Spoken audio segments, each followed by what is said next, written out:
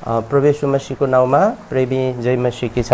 अब आज चाहिँ यहाँ भाइहरूले म योग्यलाई यो जीवन गवाहीको निम्ति केही यहाँ मौका दिनुभएको छ। आज चाहिँ म मेरो जीवन गवाहीहरू यहाँ यो फेसबुक पेजबाट तपाईहरूलाई बताउन लागिरहेको छु। तपाईहरूले प्रार्थना गरिदिनुहोस्।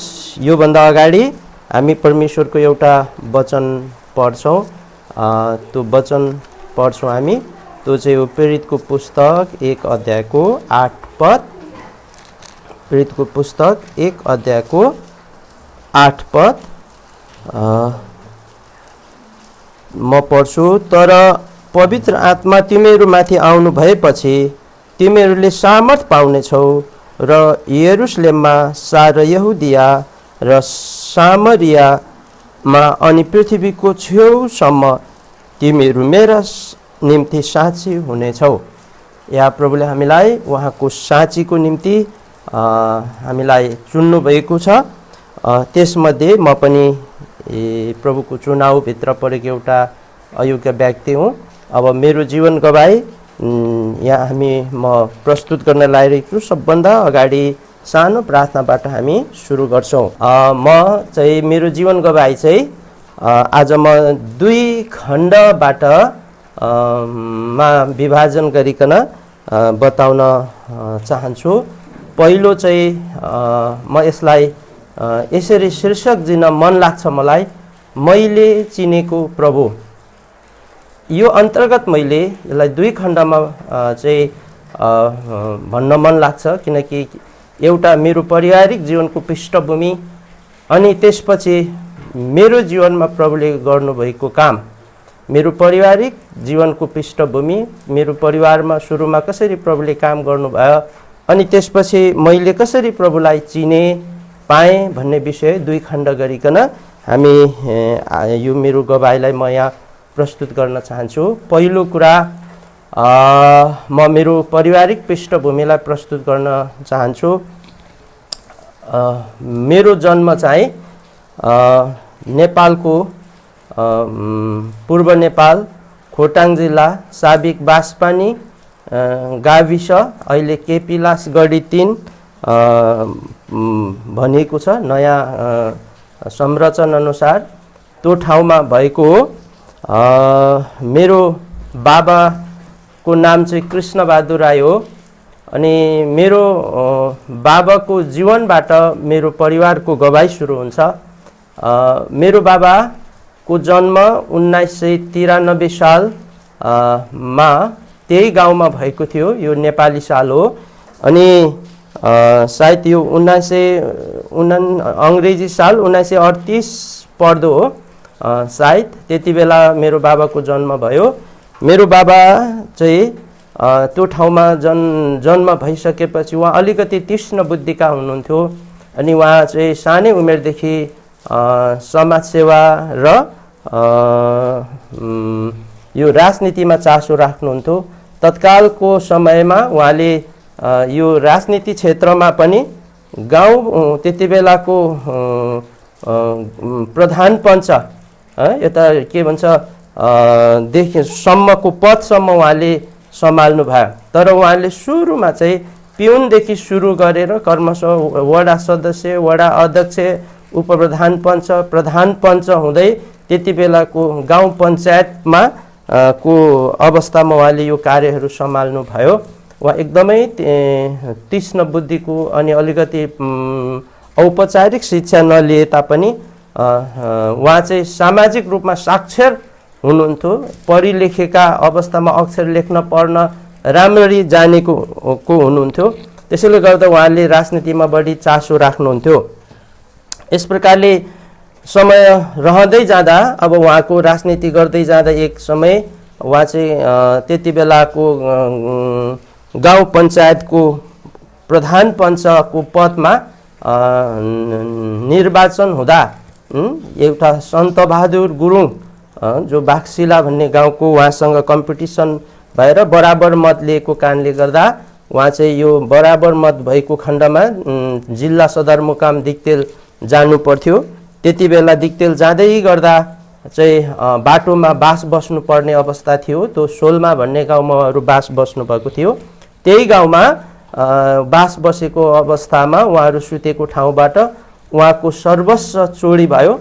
अनि उहाँले बोक्नु भएको रुपैयाँ पैसा सुन चाँदी अनि सबै प्रकारका डकुमेन्टहरू नै उहाँले लगाएको जिउका सम्पूर्ण लुगा दौरा सुरुवाल कोट जुत्ता समेत नै उहाँको सबै चोरी भयो। त्यसैले त्यो विषयमा खोज तलास गर्दा गर्दै यताउता कुरा गर्दा गर्दै जिल्लामा जाने समय बितिसकेको कारणले गर्दा उहाँले जानकारी दिनुभयो। अब म त्यहाँ मेरो यो प्रतिस्पर्धामा म जान्न, मैले सुम्पिदिएँ भनिकन यस प्रकारले उहाँले त्यो गाउँ पञ्चायतको प्रधान पञ्च पदलाई पनि छोडिकन उहाँले आफ्नो त्यो चोरी भएको कारणले गर्दा गाउँतिर फर्किनु भयो।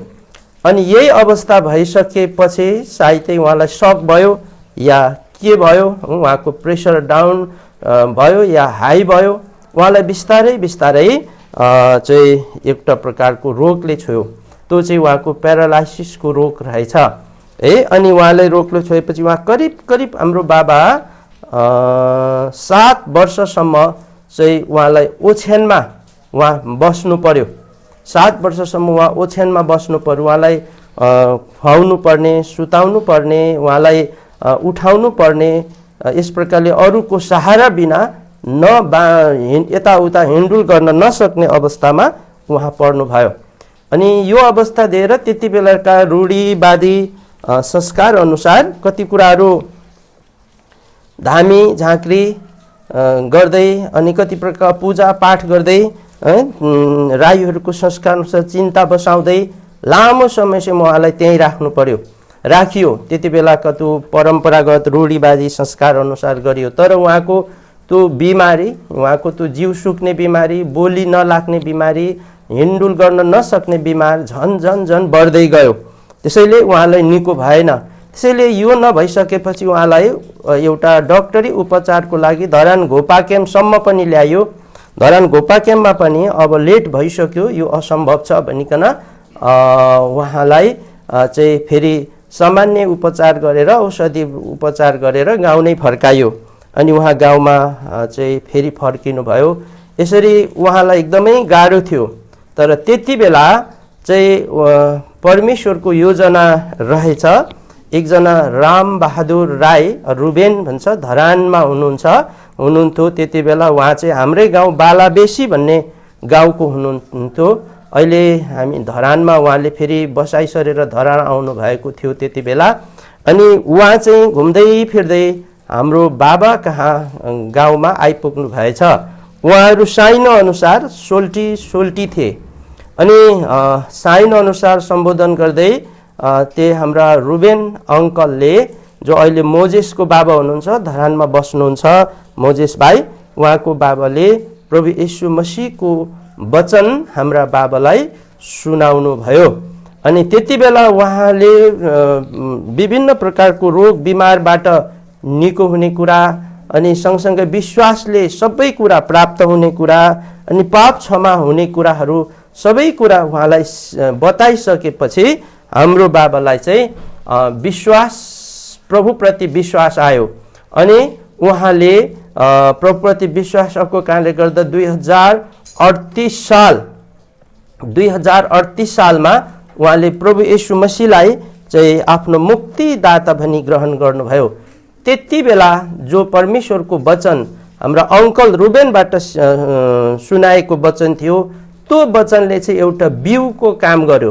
त्यसैले बाइबलमा लेखेको रहेछ, हामी एउटा पद पढ्छौँ बाइबलमा, मत्तीको पुस्तकमा, त्यहाँ बिउ छर्नेको उखान हुँदामा छ, त्योभन्दा मर्कुसमा पनि छ, लुक्कामा पनि छ यो बिउ छर्नेको उखान। अनि त्यो बिउ चाहिँ के भनेको रहेछ भन्दा चाहिँ एउटा बिजन रहेछ। बिउ छर्नेको उखानमा बिउलाई चाहिँ एउटा वचनलाई चाहिँ बिउ भनिएको रहेछ है। त्यो वचन अनुसार एउटा वचन रूपी बिजन चाहिँ उहाँको हृदय रूपी जमिनमा पर्यो है। अनि त्यो उद्धार अनि मुक्तिको सम्बन्धमा, विश्वासको आधारमा रोग बिमार निको हुने कुराहरू, अनि उहाँले सुन्नुभयो अनि त्यति नै बेला चाहिँ उहाँले प्रभु येशू मसीहलाई आफ्नो व्यक्तिगत मुक्तिदाता भनी प्रभु येशू मसीहलाई ग्रहण गर्नुभयो। अनि प्रभुलाई ग्रहण गरिसकेपछि चाहिँ अब उहाँको व्यवहारमा एकदमै परिवर्तन देखियो। उहाँले पहिला एकदमै शरीर दुख्ने, शरीरमा छटपटाहट हुने, अब मरि जाने रहेछु, मरेपछि तिमीहरूको बिजोग हुन्छ होला, अब म त यतिकै मर्ने रहेछु, मानसिक चिन्ताले उहाँ एकदमै छटपटाउनुहुन्थ्यो। अनि मेरो मम्मीलाई उहाँले अब हेर म मरिजान्छु, मेरो केटाकेटीहरू अब कलिला छन्, यिनीहरू बिजोग हुन्छन् होला भनिकन उहाँले एकदमै चिन्ता गर्नुहुन्थ्यो प्रभुलाई नपाउनुभन्दा अगाडि। जब उहाँले प्रभु पाउनुभयो उहाँको चेहरा एकदमै उज्जवल भयो अनि उहाँको शरीरबाट ती सुकेका जीवहरू भए तापनि, बोली स्पष्ट नभए तापनि उहाँको जीवनमा चाहिँ साँचो शान्ति र साँचो आनन्द आएको अनुभूति हुन्थ्यो। अनि उहाँले पनि अब मलाई शान्ति छ, म खुसी छु, अब म मरे भने म स्वर्ग जान्छु भनिकन उहाँले बारम्बार भनिरहनुहुन्थ्यो। अनि जब प्रभु नपाउनुभन्दा अब म मर्छु रहेछ, मेरो छोराछोरी बिजोग हुन्छन् होला, अब के गर्ने भन्ने सुर्तालाई चाहिँ उहाँले फेरि प्रभु पाइसकेपछि उहाँमा आनन्दमा परिवर्तन भयो। अनि उहाँले यस प्रकारले आमालाई अनि सान्त्वना दिन थाल्नुहुन्थ्यो, अब हेर मलाई साँचो शान्ति छ, म मरेपछि स्वर्ग जान्छु, अब तिमीले आफ्नो छोराछोरीहरूलाई राम्ररी सम्हाल्नु, यिनीहरू ठुला हुन्छन्, यिनीहरूले तिमीहरूलाई पनि सम्हाल्नेछन् भनिकन उहाँले आमालाई उल्टो सान्त्वना दिन थाल्नुभयो प्रभु पाइसकेपछि। अनि यसरी अब त्यहाँ कोही पनि त्यो गाउँमा, त्यो ठाउँमा सङ्गति अरू थिएन। सायदै त्यो गाउँ, त्यो खोला, त्यो टोलामा सबैभन्दा पहिलोचोटि प्रभुलाई पाउने चाहिँ हाम्रा बुवा हुनुहुन्थ्यो होला। अनि अरू कोही पनि सङ्गति थिएन अनि सङ्गति गर्ने एकदमै अभाव, सङ्गतिको अभाव थियो। अनि त्यति बेला चाहिँ अङ्कल रुबेनले उहाँले एउटा नयाँ नियम, भजन सङ्ग्रह, हितोपदेश, उपदेशक सहितको एउटा नयाँ नियम चाहिँ उहाँलाई छोड्नु भएको थियो।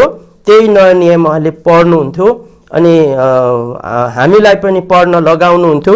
हामी केटाकेटी नै थियौँ, सानै थियौँ। त्यति बेलाको मेरो उमेर करिब 9 वर्षको थिएँ होला म। मेरा भाइहरू बहिनीहरू त्योभन्दा सानो थिए। दाजु त्यस्तै 15-16 वर्षको हुनुहुन्थ्यो होला, दिदी दाजु कर्मशः यस प्रकारले।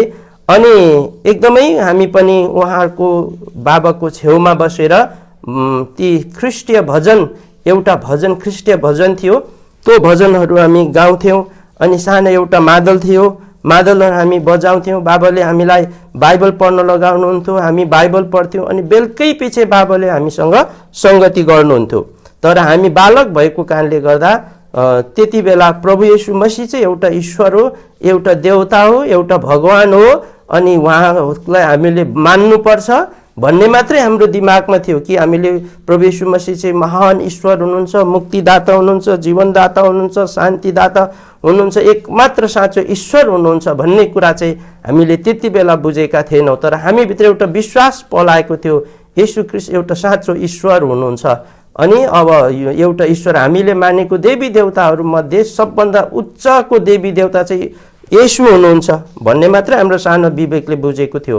अनि हामी पनि खुसीसँग बाबासँग गीत गाउँथ्यौँ, भजन गाउँथ्यौँ।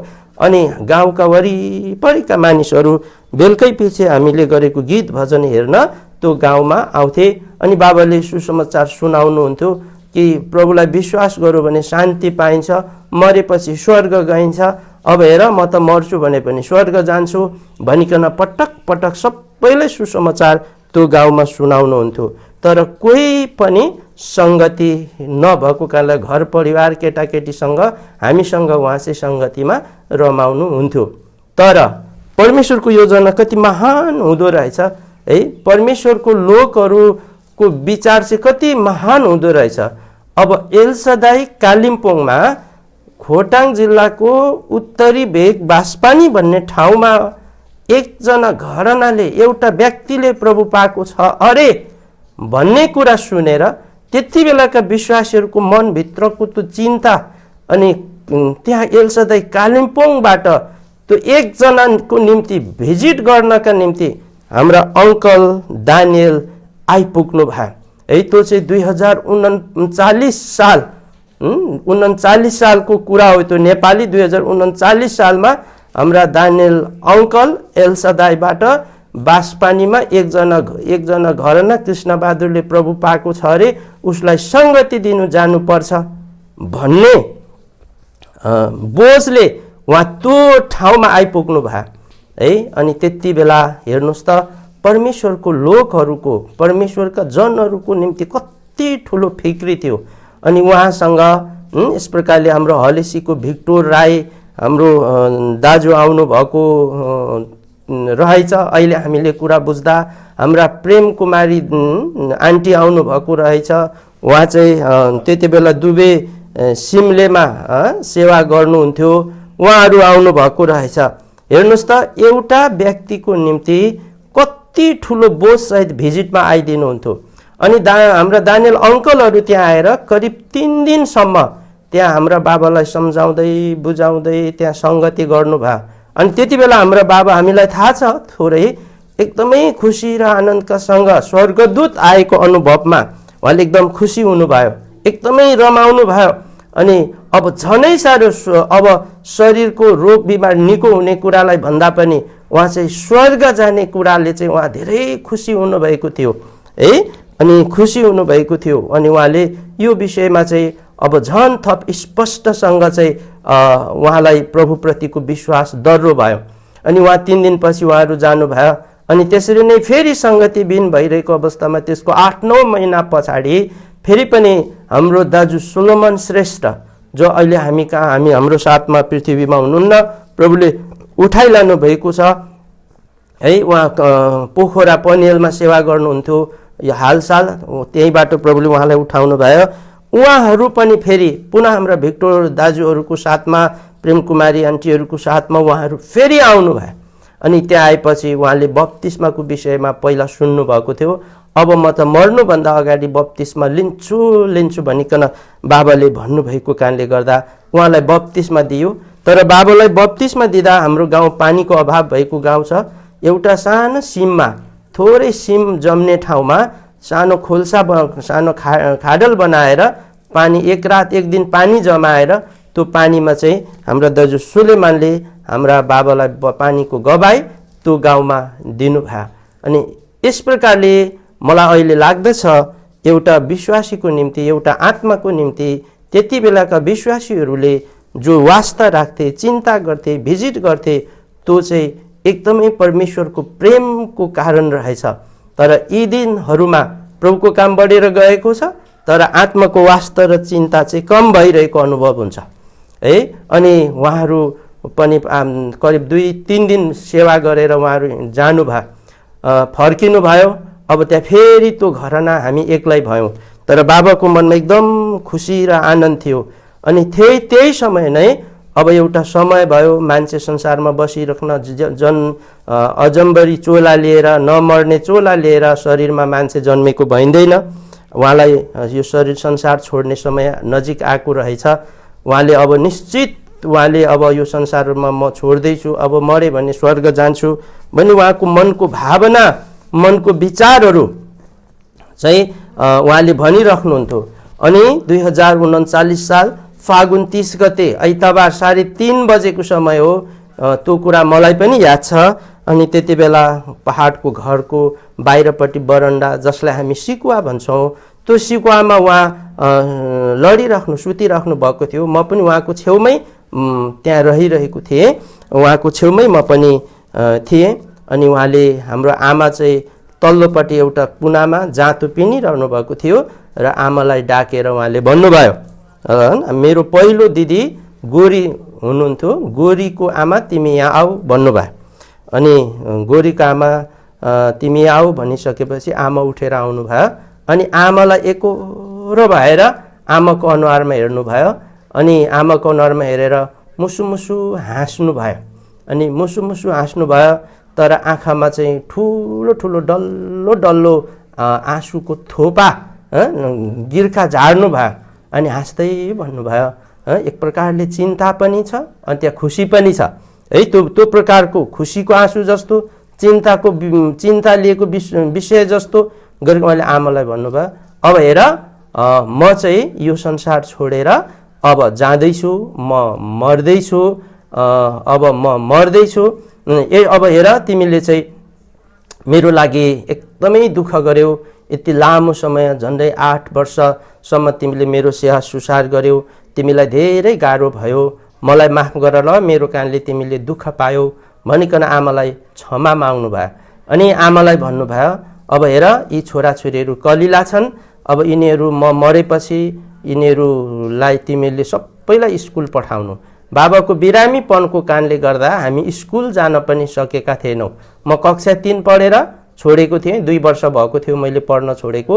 अनि भाइ बहिनीहरू स्कुल जान थालेका थिएनन्। दाजु चाहिँ मावली मामाकोमा बसेर स्कुल जाँदै हुनुहुन्थ्यो त्यति बेला है। अनि अब सबैले स्कुल पठाउनु, राम्ररी पढाउनु, अब म त मरेपछि स्वर्ग जान्छु, विश्वास नछोड्नु, अनि माथि स्वर्गमा भेटिन्छ, तिमीले विश्वास छोड्यौ भने हामी स्वर्गमा भेट्दैनौँ, त्यसैले विश्वास नछोड्नु है, पछि स्वर्गमा हामी भेट्नुपर्छ भनिकन आमालाई एकोरो हेरेर है उहाँले आँसु, खुसीको आँसु पनि अनि कति दुःखको भावनाहरू पनि जस्तो जस्तो गरिकन उहाँले आमालाई एकोरो हेर्नुभयो।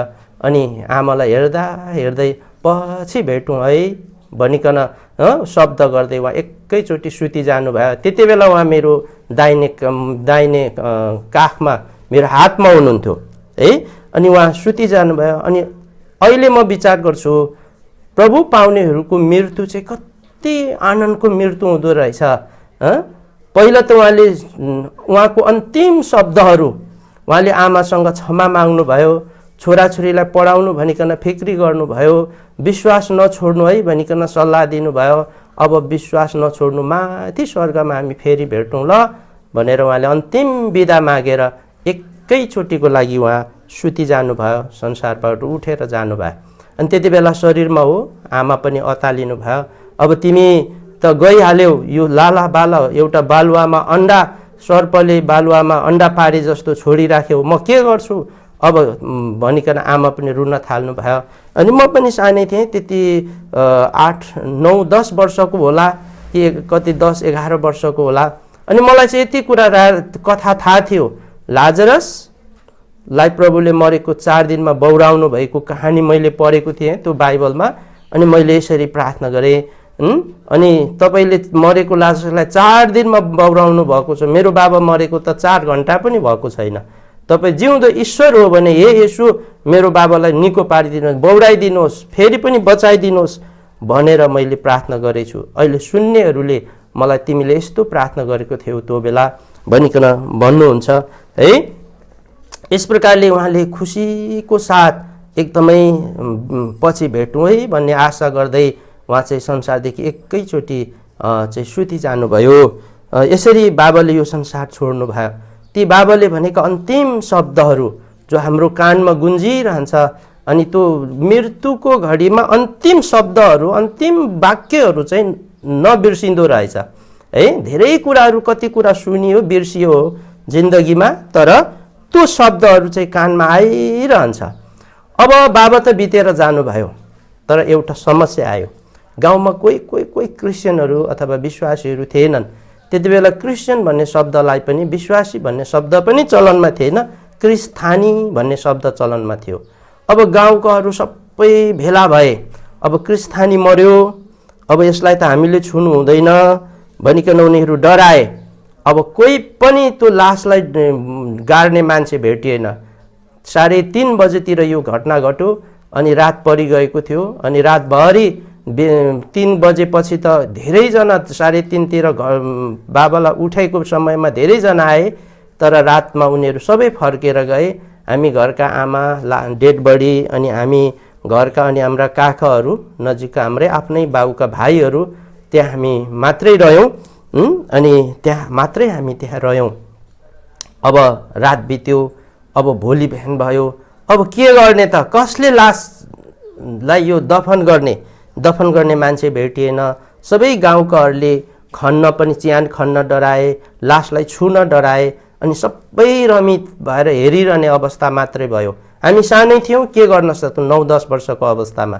दाजु अलिक ठुलो हुनुहुन्थ्यो अनि दाजुले एउटा निर्णय गर्नुभयो। एकजना विश्वासी जो चाहिँ हाम्रो प्रसाद दाई भन्छौँ हामी है, अनि उहाँ चाहिँ त्यही हाम्रो गाउँको तल सिमपानी गैरा भन्ने ठाउँमा उहाँ हुनुहुन्थ्यो। उहाँले चाहिँ यता सहर बजार घुमेर डुलेर गएर प्रभुलाई विश्वास गरेर गाउँ जानुभएको रहेछ। अनि एकजना उहाँ छ भनिकन प्रसाद, उहाँ चाहिँ थरले दर्जी हुनुहुन्छ। अनि उहाँ कहाँ जाने निर्णय भयो अनि उहाँ लिनलाई दाजुले पठाउनु भयो। अनि सबैजनाले त्यहाँ जानु हुँदैन, हामी राई हो ऊ दर्जी हो, हाम्रो राईले दर्जीले सानो जातले छुनु हुँदैन, गाह्रो हुन्छ, त्यो गर्नु हुँदैन भने। अनि हाम्रो दाजुमा चाहिँ विश्वास थियो, प्रभु येशूमा त हामी जातपात केही हुँदैन, एउटै हो हामी, अब अरू छैन लिनु जाने भनिकन लिनु जानुभयो। गयौँ, कोही कुनै मान्छे पठाए, उहाँ आउनुभयो हाम्रो दाजु प्रसाद। अहिले उहाँ पनि तरहरामा उहाँको परिवार पनि हामीसँगै सेवा गर्नुहुन्छ। अनि उहाँ आउनुभयो। अनि उहाँ आएपछि उहाँलाई पनि त्यति संस्कारको विषयमा थाहा थिएन रहेछ। उहाँले पनि अब प्रार्थना साधन प्रार्थनाहरू गरिकन अनि एउटा कालो कपडाले मोडेर कालो कपडाले बोकेर लगेर दाजुसँग माथि जङ्गलमा लगेर बाबाको दफन उहाँहरूले गर्नुभयो। गाउँलेहरूले थोरै अब केही हुँदैन, कोही छैन भने अब खन्न सघाउँ भनेर डराउँदै कसैले च्यान खन्न सघाए। अनि दुईजनाले, हामी सानै थियौँ, त्यो लासलाई हामीले छुन मात्रै छोयौँ, बोक्न बल थिएन। अनि उहाँहरूले लासलाई चाहिँ दफन भयो। अनि सबैजना अब गाउँमा एउटा हल्ला आयो, अब हेर एउटा सानो जातको मान्छेले ठुलो जातको मान्छेलाई छुएको छ, यो त घटना पहिलो दिन हो, पहिलोचोटि हो, अब यो मान्छे जाग्छ, जागेपछि यसको यसको आत्माले गाउँभरि तर्साउँछ भनिकन हल्ला भयो। त्यहाँका धामी बिजुवाहरूले यो कुरा हल्ला गरे, सबै गाउँलेहरूको बिचमा एक प्रकारको डर हालिदियो। तर समय बित्यो, त्यो दिन बित्यो, सबैजना सुत्न बसे। तर अद्भुत प्रकारले एउटा नयाँ घटना घट्यो। अरू गाउँलेहरूले गवाई दिए, ठ्याक्कै उहाँलाई दफन गरेको रात चाहिँ उहाँको चिहान राखेको केही 200 मिटर तल र चिहान राखेको त्यस्तै 400-300 मिटर माथिका दुई घरबाट एकै समयमा एउटै समयमा हाम्रो माइजू पर्नेहरूले एउटा दृश्य देखेछन्। राति त्यस्तै 1-1:30 बजेको बेला उहाँहरूलाई बाहिर जाने पिसाब लाग्यो होला या के भयो, बाहिर निस्किनु भएछ एउटै टाइममा संयोगवश। अनि यसो हेरेर उभो हेरी पठाएको त झल्ल आगोको ज्वाला चिहानबाट निस्किँदै गरेको कुरा देख्नु भएछ। बिहानै त्यो कुरा लिएर उहाँ आउनुभयो। अनि माथिबाट पनि त्यति नै बेला फेरि एउटा अलिक अपाङ्ग हुनुहुन्थ्यो, बैशाखीमा हिँड्नुहुन्थ्यो, त्यो हाम्रो साइनोले माइजू पर्ने हुनुहुन्थ्यो, उहाँ पनि झर्नु भएर मैले पनि हिजो ठ्याक्कै 1:30 बजेको बेला म पिसाब गर्न निस्केको थिएँ, आगोको ज्वालाहरू चिहानबाट निस्किरहेको देखेँ। हाम्रो दाजुले स्वर्ग जान्छु भन्थ्यो, साँच्चै स्वर्ग गएछ भनेर उहाँहरूले भने। सबैजना आए, आज राति त मलाई कस्तो डर पनि लागेन, सबैजना मिठो निन्द्रा पो दियो भनिकन गाउँलेहरू भने। नत्र भने कोही मान्छे लडेर मर्दा, कोही मान्छे त्यतिकै बिजोग भएर मर्दा, कोही महिलाहरू बच्चा जन्माउन नसकेर मर्दा, तर्साउने भएर गाउँभरि मान्छेहरू त्राही हुन्थे। तर बाबाको मृत्यु र दफनको दिन कोही मान्छेलाई डर भएन भन्ने गवाई उहाँहरूले गाउँमा दिए। यसले के प्रमाणित गरौँ भन्दा सबैले भने कृष्णबहादुर मरेपछि स्वर्ग जान्छु भन्थ्यो, हामीलाई साँच्चै यसको आत्मा चाहिँ हंस चाहिँ स्वर्ग गयो, ल ढुक्कै भयो हुन्छ भनिकन उहाँहरूले गवाई दिनुभयो। यस प्रकारले त्यो गाउँमा हाम्रो बाबाको मृत्युपछि चाहिँ स्वर्ग जान्छु भन्ने उहाँको जो एउटा गवाई थियो, जिउँदो वन्जेल मरेको रात गाडेको रात पनि त्यो गवाई गाउँमा प्रमाणित भएर प्रभुले प्रमाणित गर्नुभयो है। यो चाहिँ अब अरूले भन्दा संयोग भन्लान्, तर यो साँचो देखेको भोगेको गवाई हो, अरूले भनेका कुरा हो। त्यो गाउँमा गयो भने त्यो बेलाका समकालीन मान्छेहरूलाई भेट्यो भने यी कुराहरू उहाँहरूले अझै पनि भन्न सक्छन्। तर त्यति बेलाका समकालीनहरू भेट्न अब त गाउँमा पनि गाह्रो होला, एउटा पुस्ता बितेर जाँदैछ, नयाँ पुस्ताहरू आउँदैछ। यस प्रकारले त्यो गाउँमा प्रभुले काम गर्नुभयो। अब यहाँसम्म चाहिँ प्रभुको के भयो भन्दा प्रभु हाम्रो बाबाको जीवनसम्म यसरी त्यहाँ प्रभुको काम भयो।